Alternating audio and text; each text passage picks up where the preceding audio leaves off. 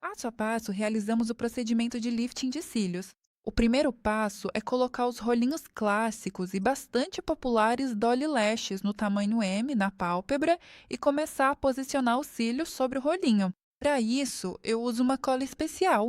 Com um microbrush alongado, pego uma pequena quantidade de cola e posiciono os cílios sobre o rolinho. Primeiro de tudo, faço um movimento de pressão assim. No nosso mercado de laminação de cílios, existem dois tipos de cola. A cola líquida, que é exatamente a que está usando agora. Essa é uma cola que seca bem rápido, mas ao mesmo tempo mantém os cílios fixos no rolinho até o final de todo o procedimento. Ou seja, ela tem uma fixação mais forte. E também existe a cola em gel. É uma novidade, deve ter uns 5 anos aqui no nosso mercado.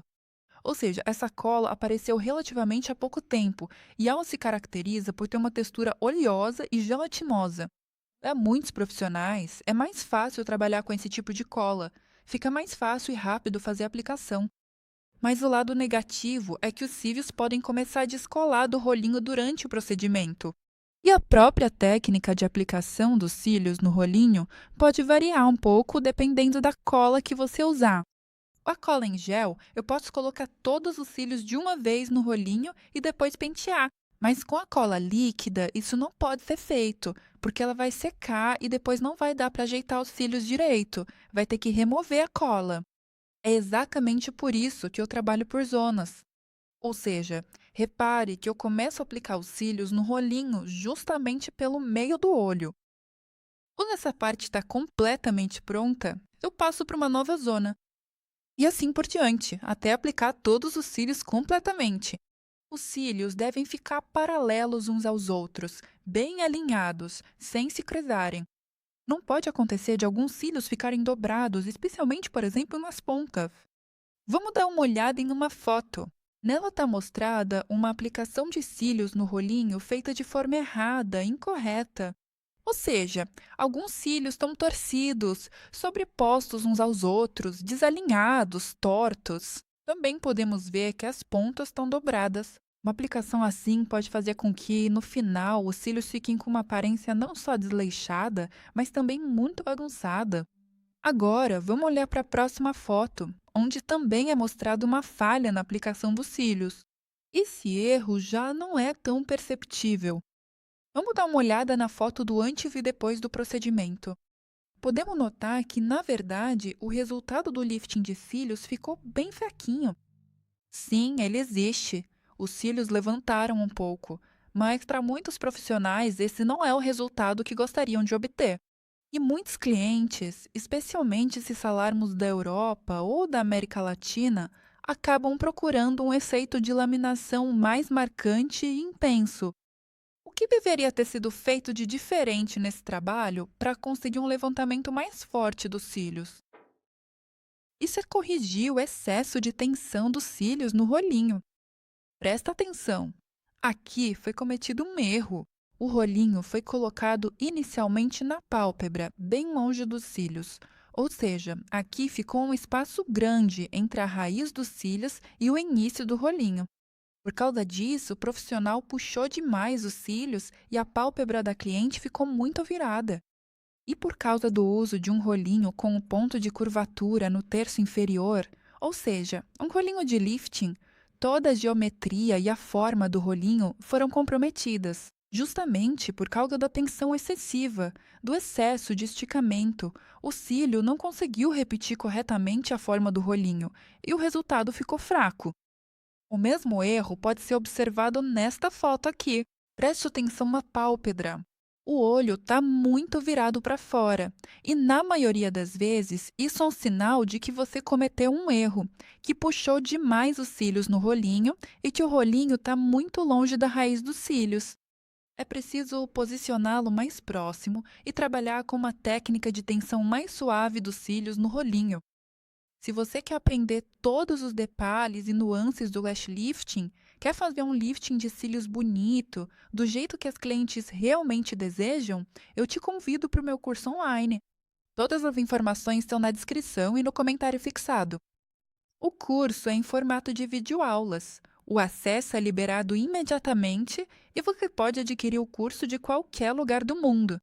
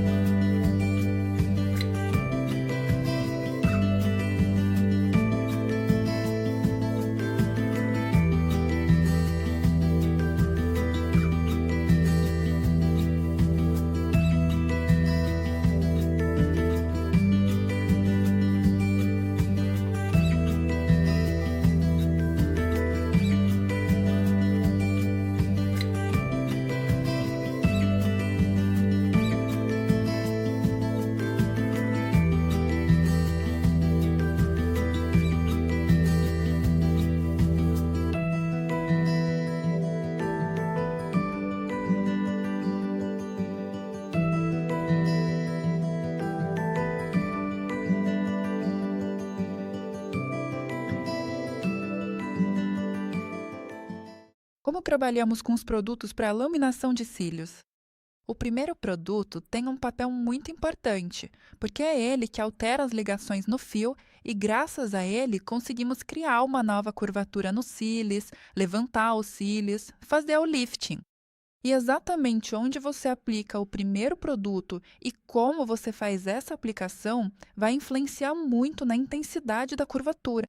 Quais erros os profissionais costumam cometer na aplicação do primeiro produto? Primeiro, às vezes o produto é aplicado em pouca quantidade, não o suficiente. Isso acontece porque, muitas vezes, os profissionais têm medo de queimar os cílios, de deixar o produto tempo demais, enfim, têm receio de trabalhar com ele e, por isso, acabam aplicando o produto de menos. Claro que isso faz com que a gente simplesmente não consiga obter a curvatura desejada. Ou seja, não há diferença nenhuma entre o antes e o depois. Uma quantidade muito pequena de produto não consegue agir corretamente nos cílios para que eles mudem de curvatura. O segundo erro é a própria área de aplicação do produto. Na verdade, esse é um tema bem amplo.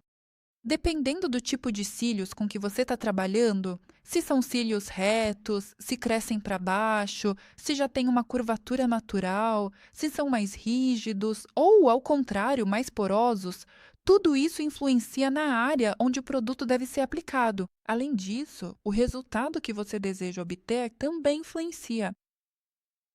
Se é uma curvatura mais arredondada, parecida com o formato S na extensão de cílios, ou se é uma curvatura que lembra mais o formato L.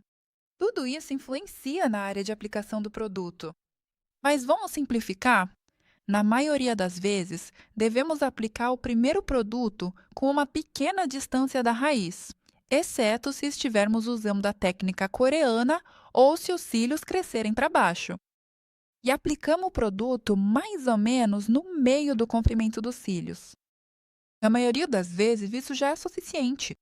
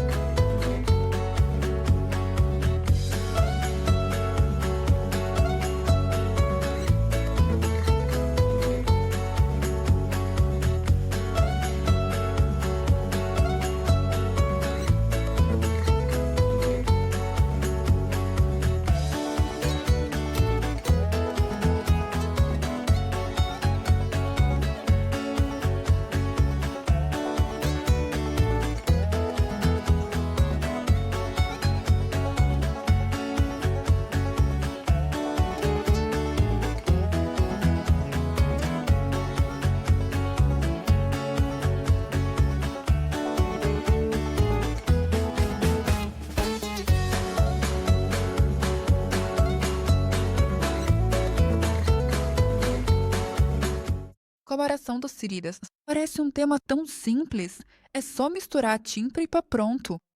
Mas, na verdade, não faz muito tempo. Participei de um campeonato como jurada. Foi um campeonato muito grande, incrível e de grande escala. Mais de 100 profissionais participaram lá. Só olhe como tudo isso ficou maravilhoso. Uma quantidade enorme de macas, muitos modelos e vários profissionais. E eu justamente fiquei responsável pelo tema da coloração dos cílios, ou seja, avaliava como os participantes coloriram os cílios.